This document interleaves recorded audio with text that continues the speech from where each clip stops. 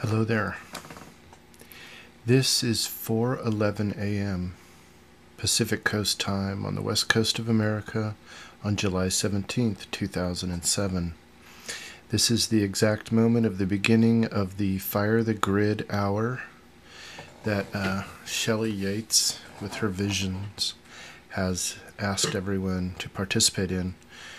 An hour of firing up your own inner system of, whether you call it prayer, meditation, or contacting your higher self. This is an hour when thousands, millions of people all over the world are doing just that at this exact time.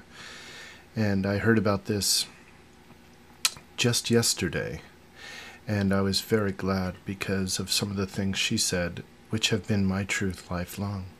So I'm using this moment to have a coming out of sorts, a proclamation, basically reiterating to myself, but also this time to the world, who I am, what I am. And that is this: I am an eternal soul, and I've always known that. I am a spirit, a living being in a body. And I've made it my lifelong endeavor to learn all about the truth. What are we? Why are we here? What is life for? Those types of things. Spiritual life, basically. So I am now 47, so I've been doing this for a very long time. I remember listening to the Catholic priests in the church in Oakland where I grew up. My mother was very devout Irish Catholic, and she took us all the time, made us go. And I went, and I really listened.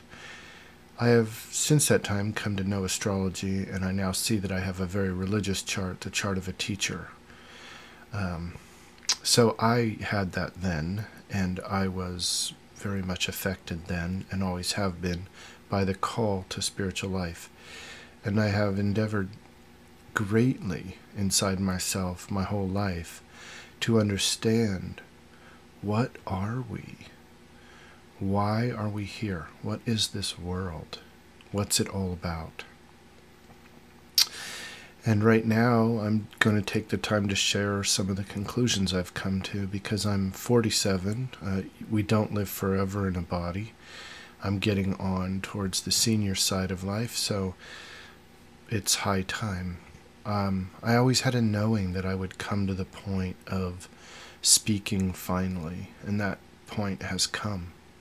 When I heard about this Fire the Grid time yesterday, I realized, okay, this is the point where I'm going to make a little YouTube video and sort of lay down some of the things that are real to me. We are eternal spirit souls reincarnating through bodies, one after another. Each body is like a year of school, say. During that year, you learn many lessons, and then you move on. I should stop leaning on the table.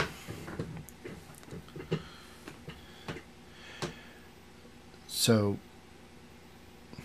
each lifetime, we learn many lessons. People are at all different levels of achievement in awareness, consciousness, and spiritual development of their consciousness.